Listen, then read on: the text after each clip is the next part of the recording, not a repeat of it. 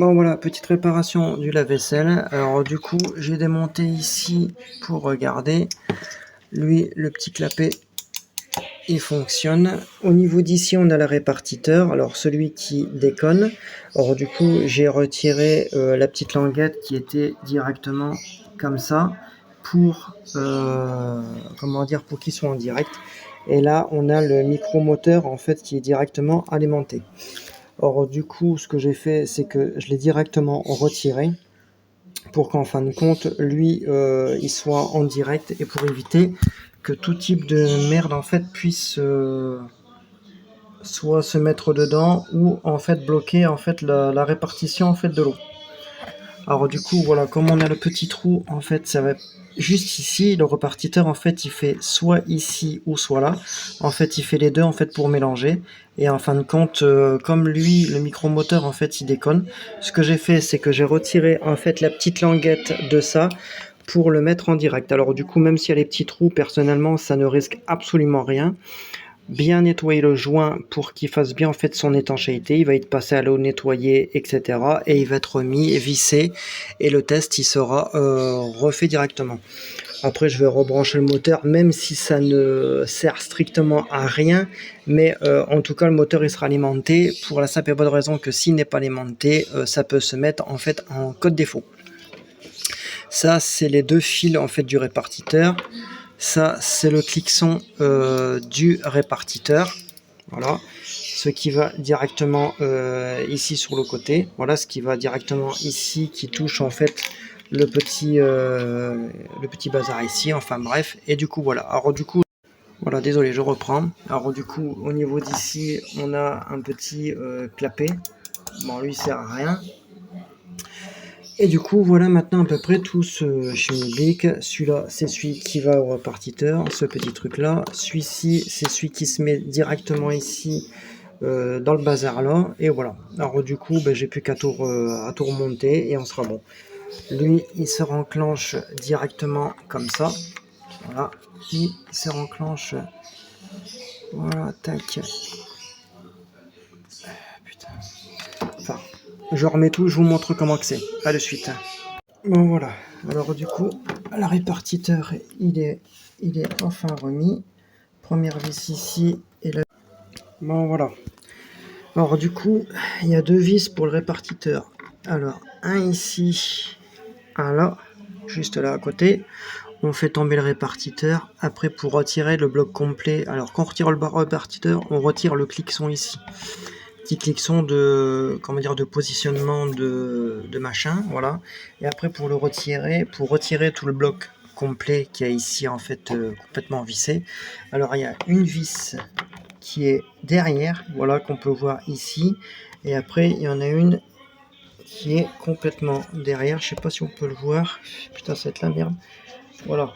Une, je sais pas si on peut bien le voir. Je vais essayer de faire. C'est la merde. Voilà. Une qui est à peu près au niveau d'ici. Je sais pas si. Voilà. Juste là. Voilà, je ferai une petite flèche. Juste ici, une petite vis. Alors du coup, pour retirer ces 4 vis, c'est un peu la merde. La merdétitude. Alors il y a un joint torique. Il faut bien nettoyer le joint torique.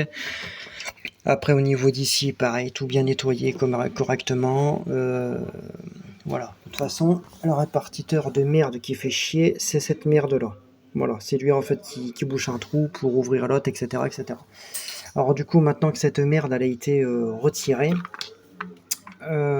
lui pareil, c'est un truc que s'il y a de l'eau, hop, ça vidange, ça vidange. Alors du coup, je vais pas remettre le cache puisque là, ça va être un test direct, voir si tout refonctionne correctement. Voilà, tout a été vérifié au niveau du câblage, tout a été remis correctement. Ça a été remis, ici ça a été remis, ici ça a été remis. Bon, là je vais laisser ça comme ça parce que si je le retire, forcément il va me mettre en code erreur, il va vidanger au lieu de remplir, on s'en bat les couilles. Au niveau d'ici, c'est nickel. Au niveau de là, c'est nickel. Au niveau d'ici, j'avais remis putain de mouches qui me font chier. Voilà. Voilà. Lui, il est remis correctement. Lui aussi. Voilà. Une fois que tout est remis, et bien maintenant, il n'y a plus qu'à passer au test. Alors du coup, je vous reprends de suite. Voilà, au test, je viens de le rallumer, je ne l'ai pas remis à fond pour vérifier. Optimisation 60 minutes, hop c'est parti. Hop c'est parti. Alors du coup comme ça, on va voir s'il y a une fuite éventuelle ou quoi que ce soit. De toute façon, il ne doit pas y en avoir. Hop, vidange.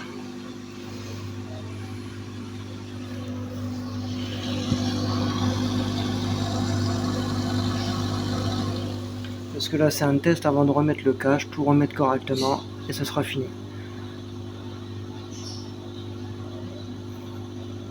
Hop et là.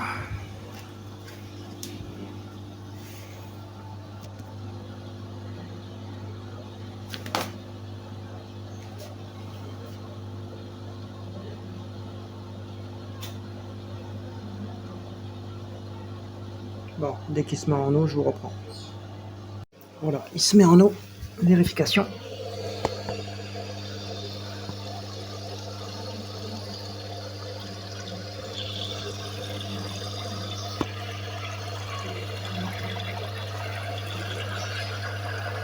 Répartiteur, il est juste là.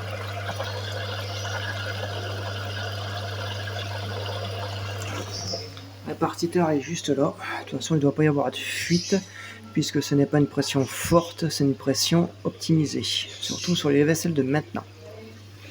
Comme ça, on va pouvoir voir si les deux bras fonctionnent. Moi, je dis les deux bras doivent fonctionner, c'est obligé.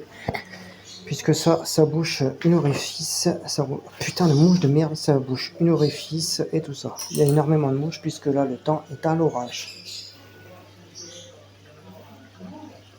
Voilà.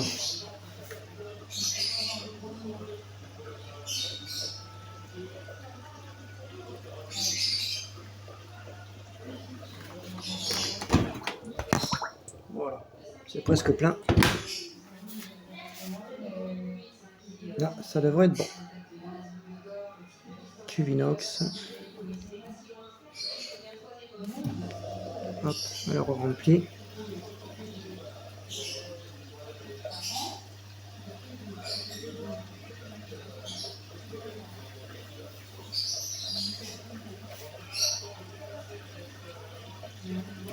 Voilà, hop, ça c'est fait. Elle va faire son brassage et on va vérifier de suite. Voilà, elle calcule le tentacule.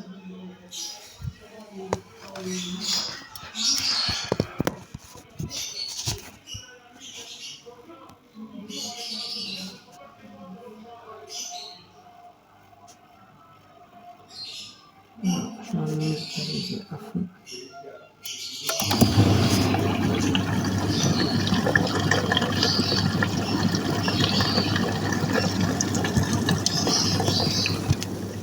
Voilà, normalement, ça doit tourner.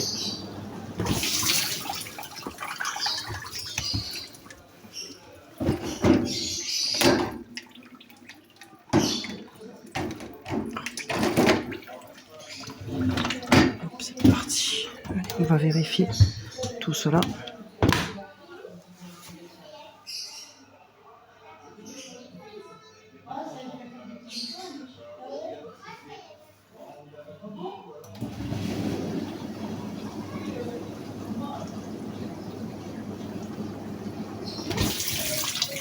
Bon, en tout cas, la pression est bien sur les deux. Lui, je vais regarder s'il tourne bien dans son logement. Hop, c'est parti.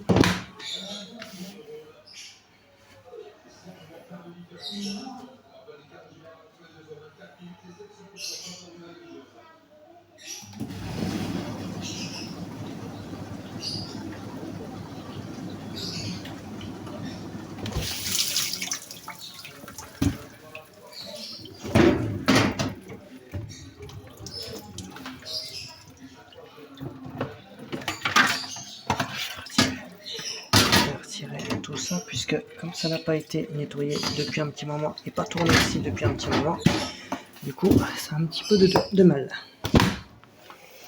Alors du coup voilà, de toute façon ça c'est le fléau de tous ces putains de lave-vaisselle, répartiteur de merde alors que ça sert strictement à que dalle. Du coup j'entends. Bon bah voilà. J'entends le bras qui tourne.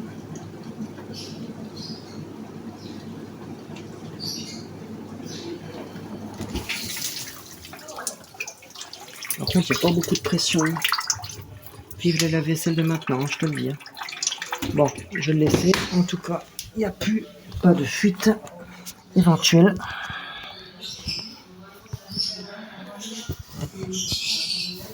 Pas de fuite directe.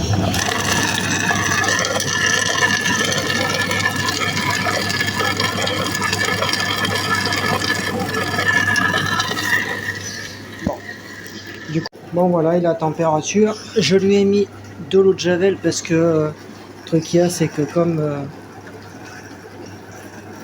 voilà, on entend qu'il commence à tourner tout doucement.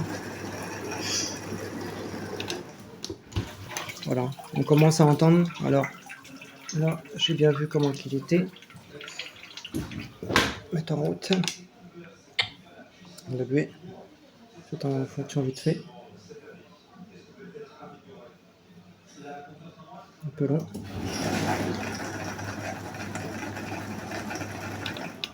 Hop, je l'éteins, je le rallume.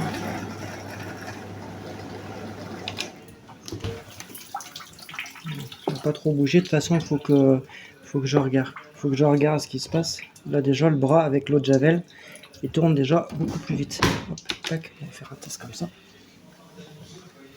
Mais bon, de toute façon le répartiteur il a été jarqué, alors au moins les deux trucs qui vont fonctionner d'Ampet. Voilà. On commence à entendre très légèrement, mais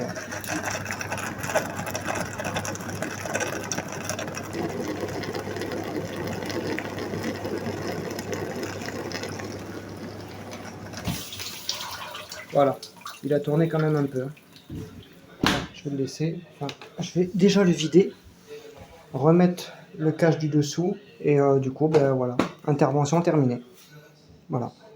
Alors du coup, dites-moi ce que vous en pensez. Allez, ciao, ciao.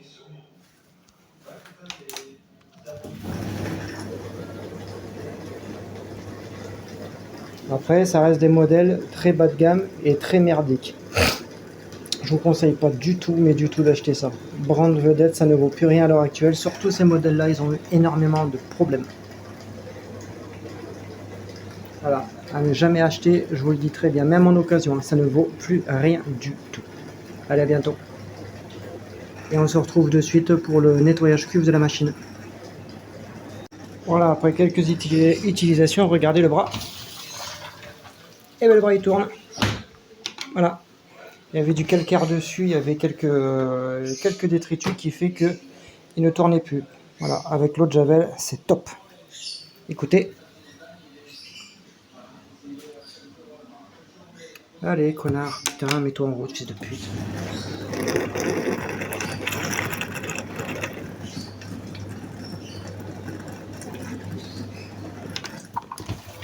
Voilà, il tourne.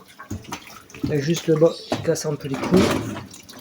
Juste un peu le bas qui est emmerdant un petit peu, je sais pas ce qui se passe. Je pense que lui, il doit y avoir une merde à l'intérieur qui fait qu'il ne peut pas tourner. C'est pour ça qu'il faut toujours bien nettoyer les bords. Tout, absolument tout.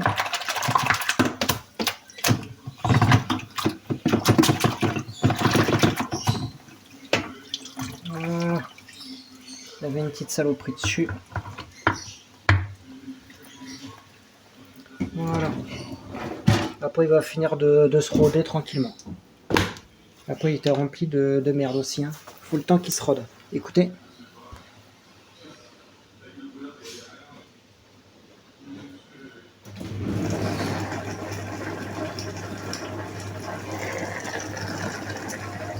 A plus.